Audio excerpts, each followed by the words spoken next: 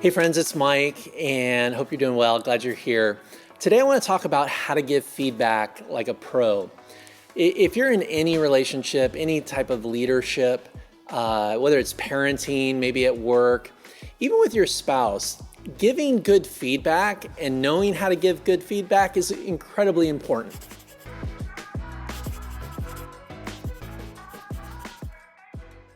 I look at feedback like this. Feedback is it's a positive framework to create positive change. That's all we're looking for, is inviting someone into a framework where they can grow and change and make the relationship better, make their performance better, make their contribution at work better, make their life better. And that's really all feedback is trying to do. Feedback is not criticism. Feedback doesn't need to be judgmental or harsh. I don't even think feedback is positive or negative. It's, again, just this framework that you enter in with another person to help them grow and change and flourish. So feedback is really just thoughtful and empathetic conversations meant to create positive growth or change.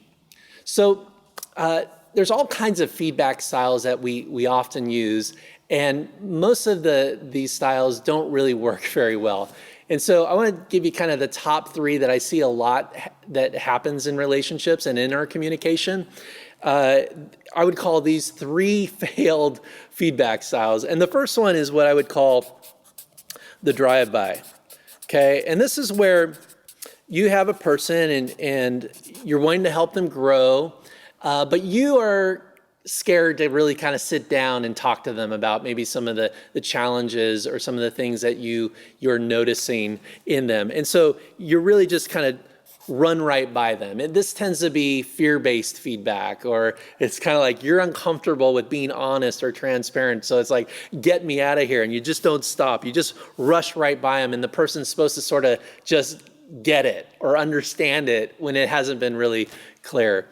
The other type of failed feedback is what I call the avalanche, okay?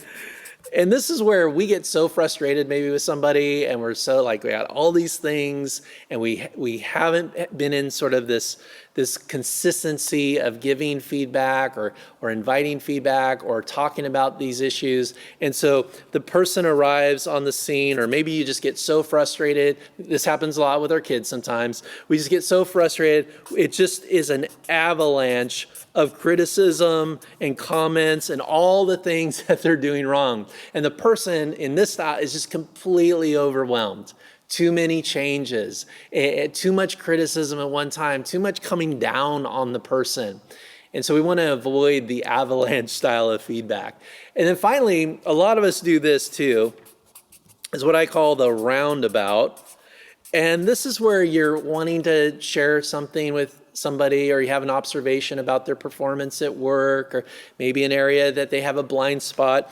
And you come to that person, and because you really haven't thought it through, you haven't put in the work to identifying the real issues or the possible solutions, it tends to be very scattered. And what you do is you just circle it. You're like a plane trying to land on an airport, but you just keep circling the real issues. And this isn't very helpful.